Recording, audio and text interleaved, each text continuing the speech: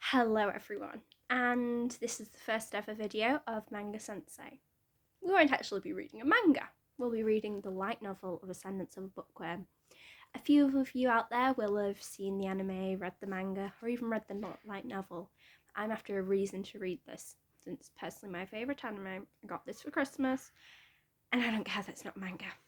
So get your comfies on, get in bed, get relaxed, and listen. Oh, by the way, I'm so sorry for saying any of the names wrong. Urano Motso love books, psychology, religion, history, geography, education, anthropology, math, physics, geology, chemistry, biology, art, fiction. Books were filled with the knowledge of all humanity, and she loved them from the bottom of her heart. She felt rewarded whenever she read a book packed with facts and trivia new to her, looking upon the world unbeknownst to her through maps and pictures. Anthologies made her feel the intoxicating bliss of her world expanding. She was even interested in old tales and myths from foreign countries, as she felt they gave her a glimpse into different cultures of long ages past. They were rich with history, and she couldn't count how many hours she'd lost to unravelling their mysteries.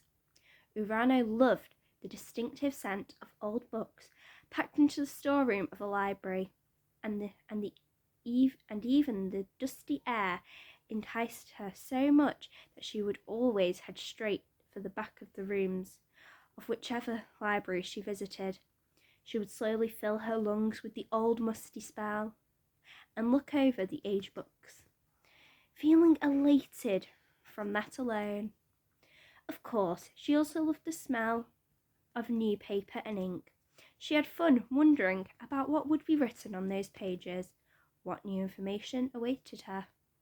Above all, Urano just didn't feel right when her eyes weren't scanning the lines of a book. In order to survive, she always kept a book close at hand. Whether she was taking a bath, using the bathroom, or even just walking around. She had lived this way from childhood to her college graduation, clinging to books, with such fervour that everyone who knew Urano called her that weird bookworm. They said she loved books so much it was damaging her life, but Urano didn't care. No matter what they said, she had books, and that was enough to make her happy. A large truck passed in front of Urano, spewing the smell of exhaust behind it. The warm wind flew past her, rustling her bangs, but she paid no mind. All she cared about was hurriedly holding down the pages of her book before they flipped and lost her place. Urano, come on, that's dangerous. Stay close to me. Urano pushed up her glasses and gave a lazy response, focusing more on the words in front of her. She noticed that her rustled hair was getting in the way and quickly brushed it aside. An expectorated sigh drifted into her ears, and she felt someone pull on her arm a little hard. Her brows furrowed.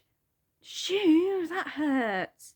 Complain all you want. A little pain is a lot better than getting hit by a truck and dying, yeah? That's true. I wouldn't want to die anything but an avalanche of books. Urano wanted to live her entire life surrounded by books, if possible.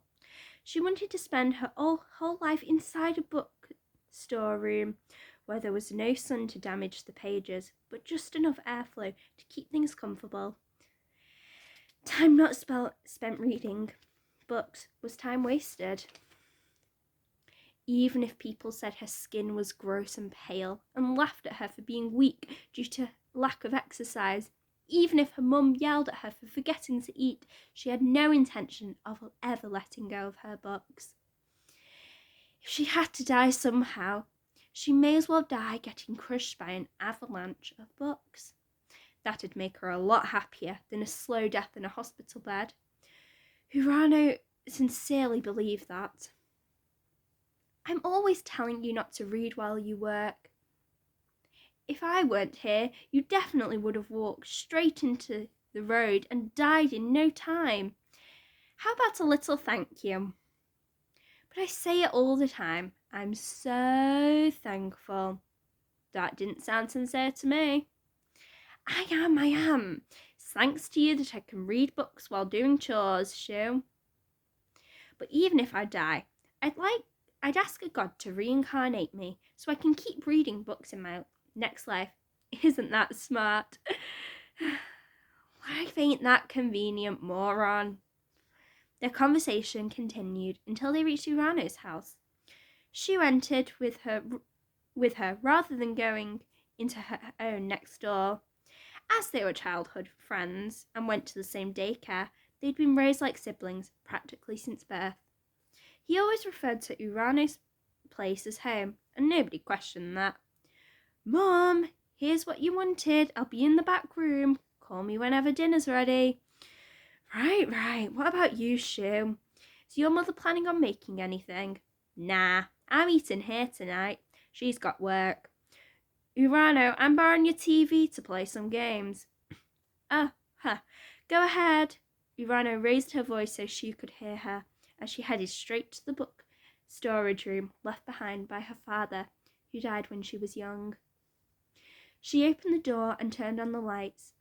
The room had a window for ventilation purposes, but it was tightly covered by a thick light-blocking curtain to protect the books from sunlight. There were bookcases packed with books on all sides and a desk with a huge stack of books on top of it, as Urano had bought many new books that the shelves couldn't hold them all. Urano smoothly sat down on the desk chair without looking up from her book and kept on reading. Suddenly her vision shook. She concluded that an earthquake was happening and kept on reading as always. The shaking was harder than usual, which made it difficult for her to read. Her brows furrowed and looked up, frustrated at the earthquake, only to see books dominating her vision. Yeah! Books tumbled from a tiled shelf and rained right down onto her. Unable to dodge them, Urano could only stare with her eyes wide open as she was buried beneath them. That's the end of the prologue. So, as you can guess, she died. Her wish was granted. Now, what do you think is going to happen next? Not her to be an English teacher, but have a little think on it. I hope you enjoy this. Please hit that like button in the face.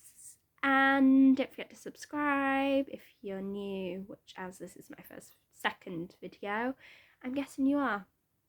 Remember, if you've ever got any suggestions, I'm more than happy to do them. I'll be adding them all onto a playlist, so you don't need to worry about finding them through all the videos. I'm not that mean.